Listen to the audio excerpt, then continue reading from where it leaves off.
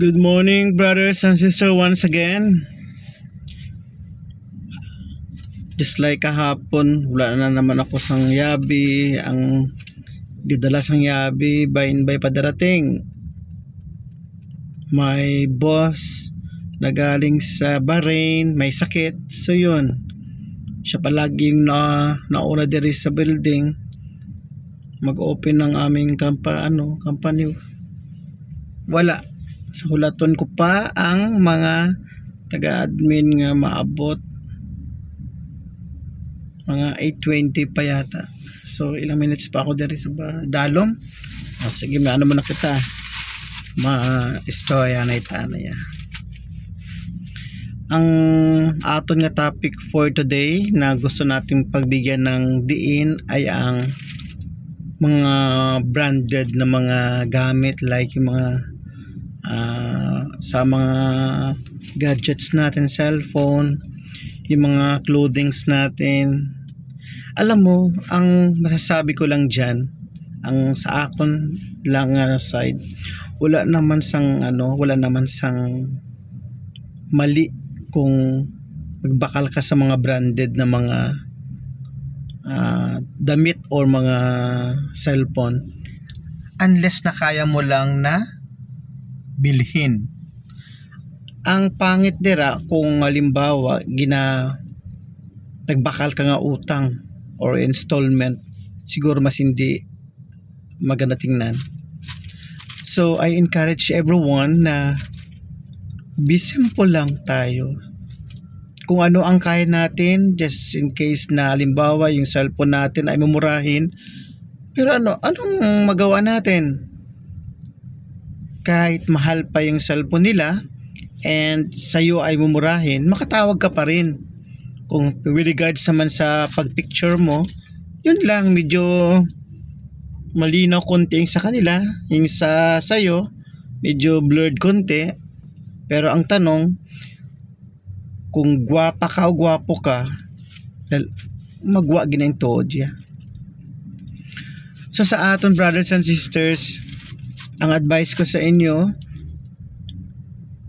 kung may pagkakataon na kaya mo bumili ng mga branded at saka kaya ng bulsa mo, why not? Basta hindi lang utang. Kasi pag inutang mo, din bibili ka, mali na yun. At isa pa, yung mga halimbawa kumakain kita sa mga restaurant ng mga mamahalin, wag na tayo mag-post na halimbawa yung sa mga blessings na i-show natin, thank you Lord for the blessings. Hindi naman talaga yan ang motibo ng pag-post mo, kundi pakita mo lang na kumain ka sa mamahaling restaurant. Wag na natin, kasi alam mo, minsan yung mga kamag-anak natin or mga parente natin, makita nilang nagkakaon ka sa mga mamahalin niya restaurant, isipon nila na nga parang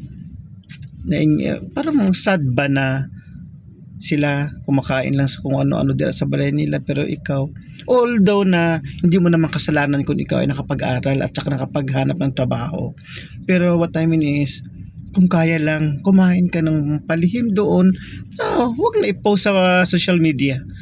Kasi ang mano dyan na maging simple lang. Kumbaga, let the people magsalita about sa'yo sa success mo. Then sa mga right now pala sa ating mundo ngayon, we are in the ng technology. Yung cellphone mo ngayon, mga iPhone, mga Samsung, whatever, mga branded na mga cellphone, mahalaga ngayon pagiging practical. Aanin mo yung mamahaling cellphone kung wala kang pagkain sa pagkainan. Di ba brothers and sisters? Maging wise tayo ngayon.